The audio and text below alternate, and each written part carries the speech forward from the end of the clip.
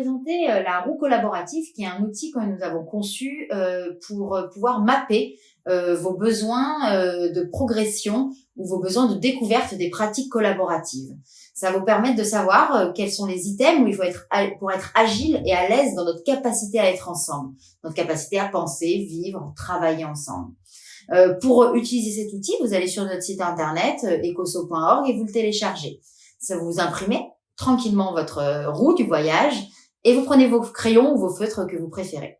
Et vous allez faire un coloriage qui va vous permettre d'évaluer votre niveau sur 8 items qui représentent pour nous les items où il faut être musclé, renforcé pour être plutôt agile au quotidien dans nos interactions.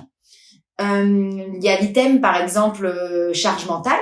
Donc là, vous allez pouvoir vous évaluer de 0 à 5 suivant comment vous vous sentez musclé sur ce thème-là. Si vous mettez 0, c'est vraiment que même le mot charge mentale, vous le connaissiez pas. Vous y êtes pas très à l'aise. Mais si vous êtes très très à l'aise avec la charge mentale, que vous savez gérer votre stress, etc., ou même mettre des mots dessus, vous mettez 5. Donc vous avez comme ça une graduation. Plus c'est bas, plus vous êtes en galère. Plus c'est haut, plus vous êtes à l'aise. Je vous laisse colorier comme ça votre roue sur les différents items et découvrir votre map qui va vous permettre d'être comme un guide pour voyager dans les données de notre site internet. Nous avons toute une série d'articles et de publications que nous avons toutes taguées par les mêmes thématiques que vous retrouvez et les mêmes couleurs que vous retrouvez sur votre roue du voyage.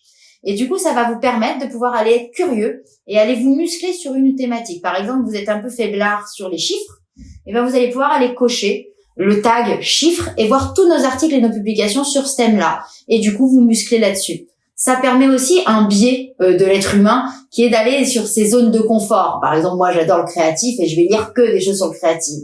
Du coup, je vais être super musclé là-dessus, mais un peu faiblarde de l'autre côté. Et ça va me rendre plus fragile dans mes interactions. Donc là, ça va vous permettre d'aller lire et vous muscler sur des choses que vous ne seriez pas allé voir par vous-même. Je vous laisse voyager, voir ce que ça dit, monter en compétence tranquillement, vous laisser surprendre, casser vos habitudes, et puis voilà, à vous de jouer.